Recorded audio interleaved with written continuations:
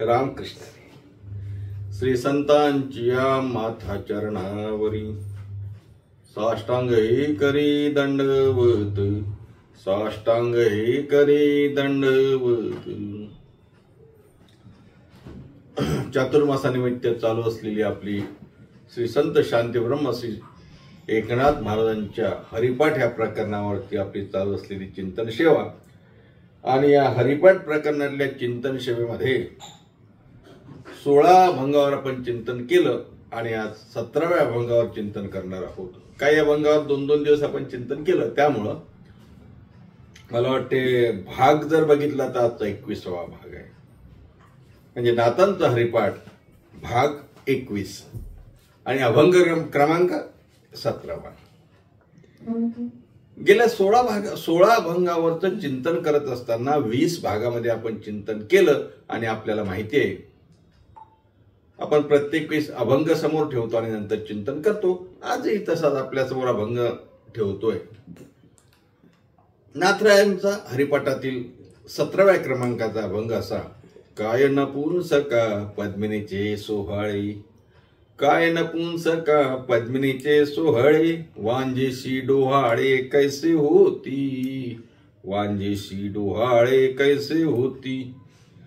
अंधापुढे दीप खराशी चंदन, अंधापुढे दीप खराशी चंदन, सर्पा दुग्ध पान करू नये, सर्पा दुग्ध पान करू नये. क्रोधी अविश्वासी त्यासी बोध कैसा, क्रोधी अविश्वासी त्यासी बोध कैसा. व्यर्थापुली वाचा शिणवू नये, व्यर्थापुली वाचा शिणवू नये. खळाची संगती उपयोगाची नाही, खळाची संगती उपयोगाची नाही. आपणा अपाय त्याचे संगे, आपणा अपाय त्याचे संगे. वैष्णवी कुपथ्य टाकिले वाळुनी, वैष्णवी कुपथ्य टाकिले वाळुनी. एका जनार्दनी तेची भले, एका जनार्दनी तेची भले. हरिमुखे गाता हारपली चिंता, हरिमुखे गाता हारपली चिंता. त्यानाही मागुता जन्म घेणे, त्यानाही मागुता जन्म घेणे. असा महत्वाचा असा अभंग. काय आपल्याला माहिती आहे, आपण मागच्या 16 अभंगावरती चिंतन केलं. नाथराय प्रत्येक अभंगातून चिंतन करत असताना आपल्यावर हे ठसवण्याचा प्रयत्न करतात की नामस्मरणाने हरिप्राप्ती होते. हरिप्राप्ती हेच एकमेव जीवनाचं इथे साध्य आहे. हरी हा प्रत्येकाच्या अंतरात आहे. नामचिंतनाने त्याची प्राप्ती होते आणि सुलभ साधन, नामचिंतन हे सुलभ साधन आहे. हेच प्रत्येक वेळेस आपल्याला नाथरायांनी आतापर्यंतच्या अभंगातून सांगितलं, आपल्यात बिंबवण्याचा प्रयत्न केला. माऊली ज्ञानोबांनी सुद्धा माऊलींच्या हरिपाठामध्ये हरिमुखे म्हणा, हरिमुखे म्हणा म्हणत असताना हरिनामानं सर्व काही प्राप्त होऊ शकते हे आपल्यावरती ठसवण्याचा प्रयत्न केला. मग एवढं सोपं सुलभ साधन आहे, या साधनाचं फळ एवढं महान आहे, तरीही माणसं तिथे प्रवृत्त होत नाही. असा ज्यावेळेला विचार मनामध्ये येतो, काय माणसांना पटत नाही, आवडत नाही. हरिनाम हरिनाम काय म्हणे, देव देव देव देव देव करायचं, राम राम राम राम करायचं, काय काय मिळणार काय तुम्ही म्हणे. एवढं मोठं साधन, एवढं साधन आहे, पण फळ सांगितलं ना हो, महत्फळ सांगितलं तरी लोकांना आवडत नाही, पटत नाही. ते लोकांना का पटत नाही किंवा ते लोकांना पटत नाही हे समजून देण्यासाठी महाराजांनी काही दृष्टांत या ठिकाणी सांगितले की ते समजण्यासाठी अधिकारी असावा लागतो, अनधिकाऱ्याला ते समजत नाही. काय आहे महाराज, गोष्ट संसारातली असो की गोष्ट परमार्थातली असो, त्याचा तो अधिकारी असावा लागतो. संसारामध्ये सुद्धा प्रत्येकाला प्रत्येक गोष्ट जमते का? कोणाला म्हटलं व्याख्यान कर, भाषण दे, भाषण का हो महोदय, माननीय अध्यक्ष महोदय एवढं सुद्धा म्हणू शकत नाही, मला थरथर कापतात. का? प्रत्येकाला प्रत्येक गोष्ट जमल असं नाही महाराज. संसारामध्ये सुद्धा प्रत्येकाला प्रत्येक गोष्ट जमल असं नाही, प्रत्येकाला प्रत्येक गोष्ट आवडेल असं नाही, प्रत्येक जण प्रत्येक गोष्टीचा अधिकारी असं नाही. मग परमार्थात तर नसणारच ना. मग नाथराय तेच आपल्याला या अभंगातून आपल्या समोर ठेवतात की बाबा रे, गोष्ट कितीही चांगली असू द्या, सुलभ असू द्या, सुंदर असू द्या, प्रसिद्ध असू द्या, फायद्याची असू द्या, उपयुक्त असू द्या, सुलभ असू द्या, पण त्याचा अधिकारी असावा लागतो ना. ते सांगण्यासाठीच महाराजांनी आपल्या नेहमीच्या माहितीतले दृष्टांत काही दिले. पहिल्याच चरणामधला दृष्टांत असा आहे, काय नपुंसका पद्मिनीचे सोहळे. काय नपुंसका पद्मिनीचे सोहळे, वांजेशी डोहाळे कैसे होती. महाराज म्हणतात काय नपुंसका पद्मिनीचे सोहळे.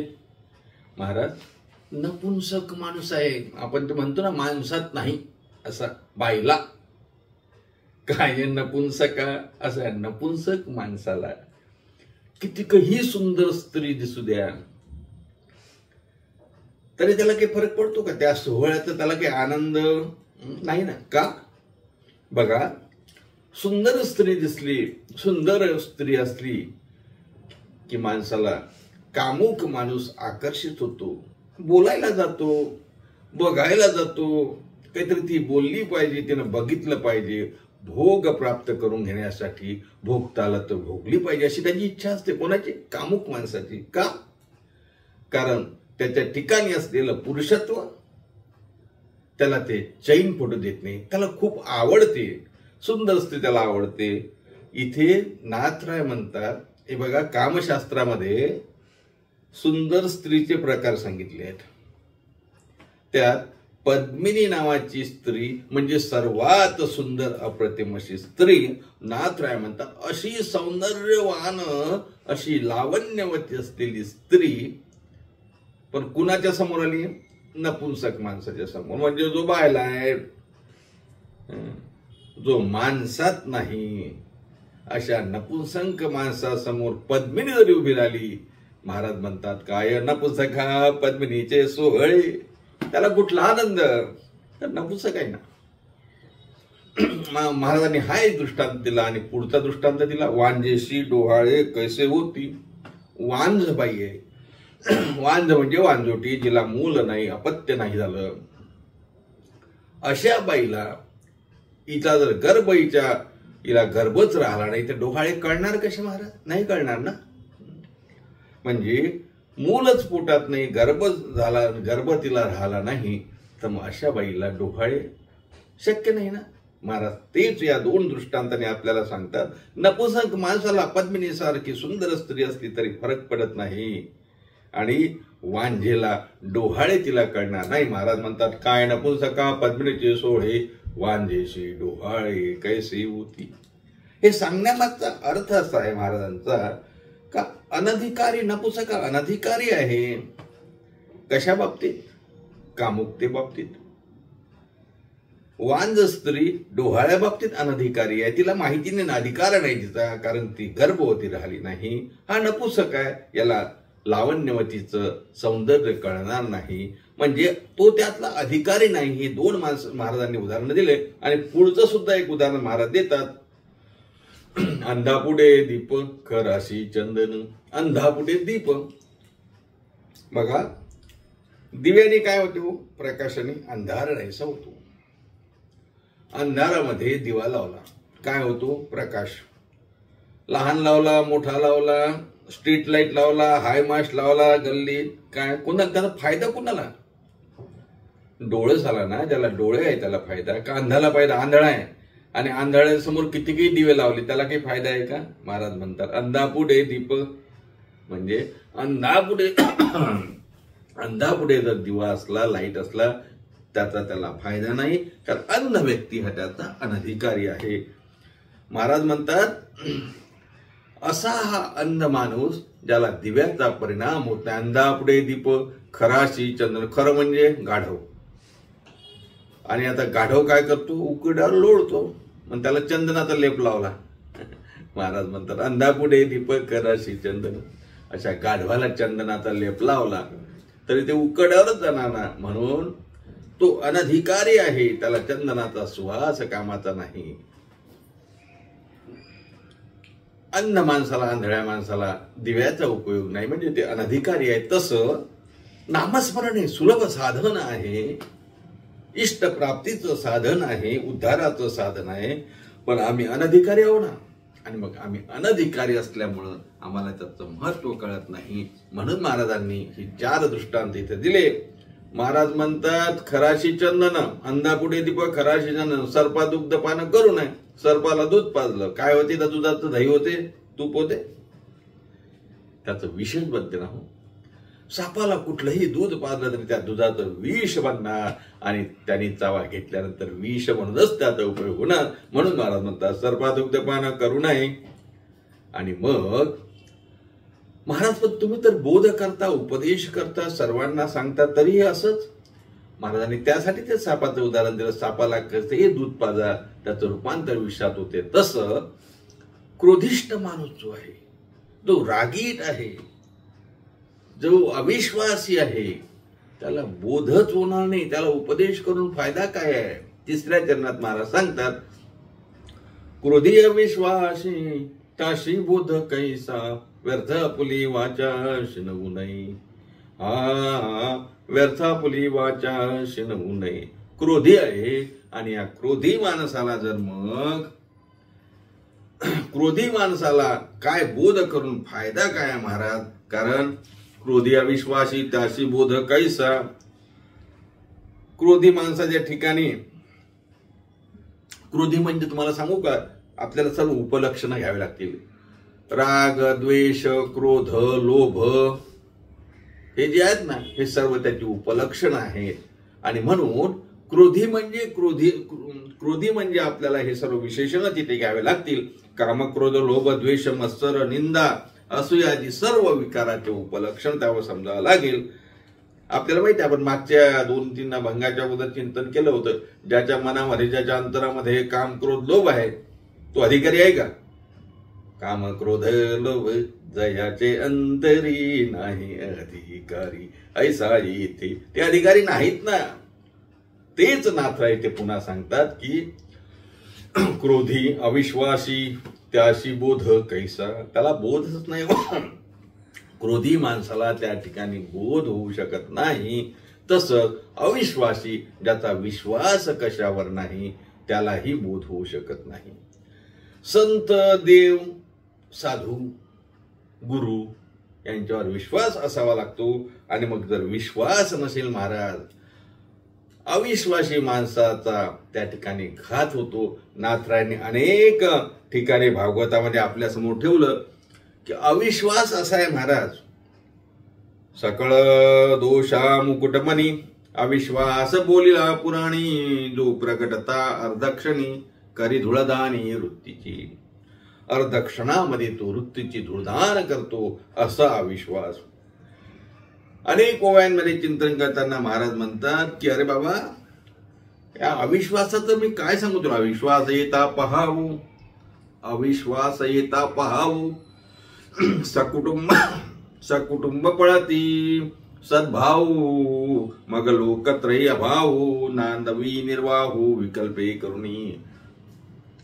जिथं अविश्वास आहे ना, तिथे जिथे अविश्वास आला तिथे सर्व सद्भाव पळून जातात. म्हणून क्रोधी आणि अविश्वासी जो आहे त्यांना बोध करून फायदा नाही. महाराज म्हणतात त्यांना बोध करून फायदा काय हो. व्यर्थ तुमची वाचा कशाला तुम्ही थकवता शिनवता. व्यर्थ आपली वाचा शिनवू नये, व्यर्थ आपली वाचा शिनवू नये. क्रोधी अविश्वासी ताशी बोध कैसा, त्याला काही बोध होऊ शकत नाही.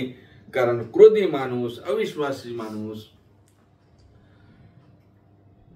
याच्या ठिकाणी कुठलाही बोध त्या ठिकाणी टिकत नाही. कारण तो अधिकारीच नाही. तो या नामचिंतनाचा अधिकार. नामाने सर्व उद्धरतात, खरं आहे तुमचं, कोणीही घेऊ शकतो. पण संत, देव, गुरु यांच्यावर श्रद्धा असायला की असावी की नसावी त्याची. नाम आणि नामेवर जोपर्यंत त्याची श्रद्धा राहणार नाही तोपर्यंत, नाम आणि नामेवरची जर श्रद्धा नसली तर त्या नामचिंतनाचा उपयोग तरी कसा होईल महाराज. म्हणून महाराज म्हणतात उद्धार करून घ्यायचा आहे ना तर मग क्रोधी आणि अविश्वासी असं चालणार नाही. क्रोधी अविश्वासी त्याशी बोध कैसा, व्यर्थ आपली वाचा शिनवू नये. कारण अविश्वासियाचे शरीर सुतकी असं महाराजांनी म्हटलं. महाराज म्हणतात त्याला सांगून फायदा नाही महाराज, व्यर्थ आपली वाचा शिणवू नये. आता हे क्रोधी अविश्वासी म्हणजे कोण? क्रोधी अविश्वासी यालाच नाथराय पुढच्या चरणामध्ये, पुढच्या कडवामध्ये खळ हा शब्द प्रयोग करतात.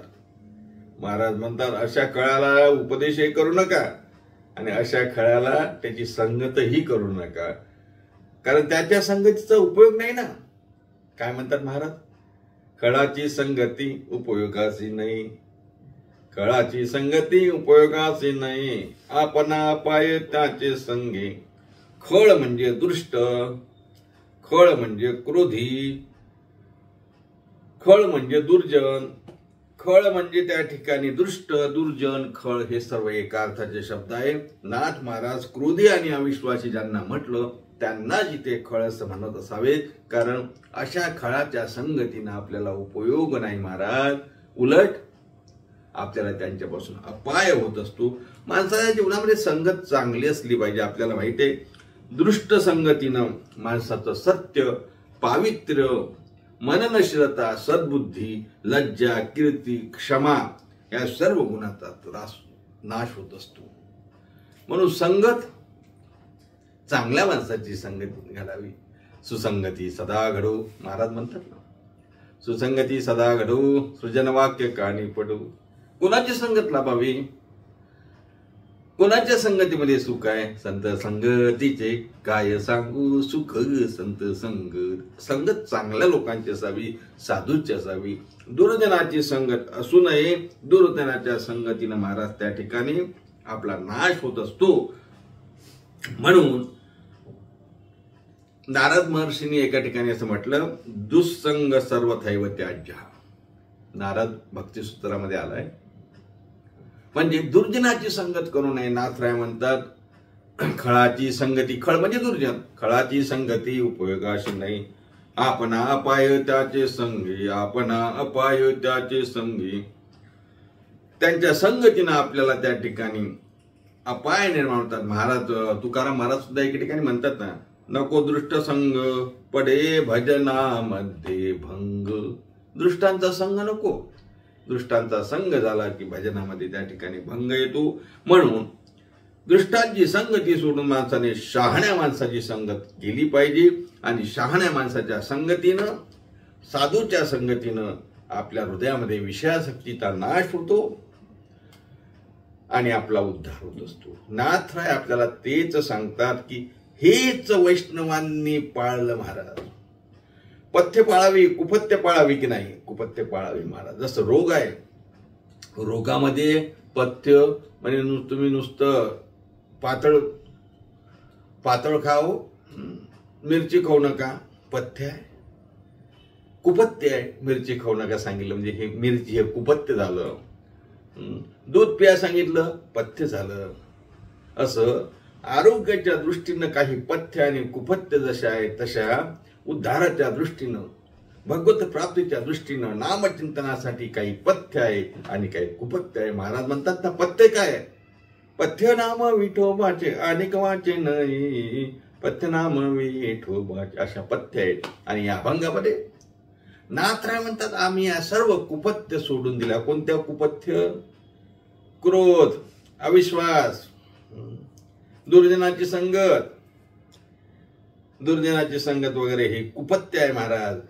परमार्थ प्राप्तीमध्ये येणारे विषयासक्तीच्या सोबत विषयासक्ती वाढवणारे हे सर्व दोष आहेत. आणि मग याला बाजूला करायचं, याला कुपथ्य समजा. तर महाराज म्हणतात आम्ही हे समजलं. नाथराय म्हणतात वैष्णवी कुपथ्य टाकिले वाळूनी. या कुपथ्य आम्ही बाजूला टाकल्या, वाळल्या, वाळीत टाकल्या. वैष्णवी कुपथ्य टाकले वाळूनी. आणि मग का आता काय झालं? नाथराय म्हणतात हे टाकल्यामुळं एका जनार्दनी तेची भले एका जनातनी वैष्णवी कुपत्य टाकेले वाळूनी एका जनार्दनी तेची भले एका जनार्दनी तेच भला आहे, तेच चांगला आहे, तेच शहाणा आहे. वैष्णवांच्या दृष्टीने पथ्य आणि कुपथ्याचा विचार केला, भगवत भक्तीकडे लागायचं, नामचिंतन करायचं, पथ्य आणि कुपथ्याचा विचार करायचा, कराम क्रोधादी विकारांपासून फारकत घ्यायची, दुर्जनाची संगत टाळायची, सज्जनाची संगत करायची. महाराज म्हणतात हे सर्व केलं ती एका जनार्दनी तेची भले. आणि मग बाकी संसारावरला भलेपणा आपल्याला माहिती आहे ना, काय संसारातला भलेपणा. माणसाने चांगलं राहावं, आपला संसार नीटनेटका करावा, घर असावं, दार असावं, पैसा असावा, संपत्ती असावी, चांगले मुलं बाळ असावे, नाही का. हे भलेपणच संसारातलं झालं. पण परमार्थातलं भलेपण म्हणजे तुका म्हणे धन भाग्य शाश्वत जाण. हे जरी धन असलं तरी हे भाग्याचं धन आहे असं नाही, आणि भाग्यवंत होते असं नाही. महाराज म्हणतात आमच्या दृष्टीनं भलं काय आहे, धन्य मनविन ये लोकी तुका भाग्यामी.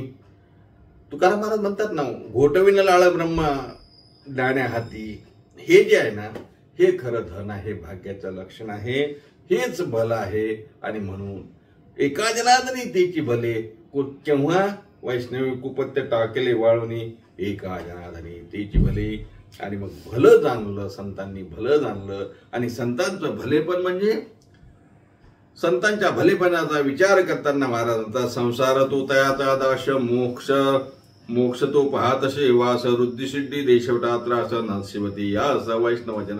वैष्णवांच्या दृष्टीने संसारिक सर्व गोष्टी त्याच्या दृष्टीने क्षुल्लक आहे. आणि परमात्म्याचं नाव हेच सत्य आहे. म्हणून हे नाम सुलभ आहे, सुंदर आहे, प्रसिद्ध आहे, गोड आहे, मधुर आहे आणि मोठं फळ देणार आहे. या नामाकडे आपण अनधिकारिक जरी असलो तरी संतांच्या कृपेने आपणही त्याचे अधिकारी बनू आणि म्हणून त्याचं नाम घेण्यासाठी प्रवृत्त होऊ. नाथराय अभंगातून आपल्याला सांगतात सर्व अभंगाचा सार, प्रत्येकच अभंगाचा सार महाराजांचा हा आहे की हरिनाम घ्या, हरिनाम घ्या. हरिनाम घेतल्यानंतर तुमचं कुठलंही दुःख राहणार नाही, त्या नाही मागुता जन्म घेरी. असा या अभंगाचा 17व्या अभंगाचा आपण विचार केला. आज आपण इथेच थांबू. पुन्हा भेटूया पुढच्या भागामध्ये पुढचा अभंग घेऊन. तोपर्यंत सर्वांना रामकृष्ण हरी आणि नाथरायांचं एकदा भजन करू.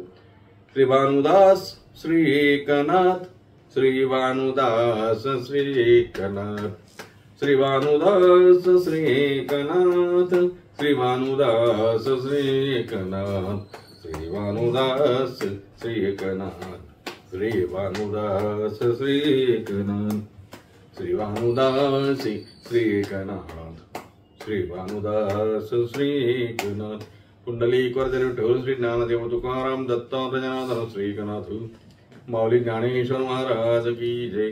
जगद्गुरु तुकाराम महाराज की जय. शांती ब्रह्म श्री संत एकनाथ महाराज की जय.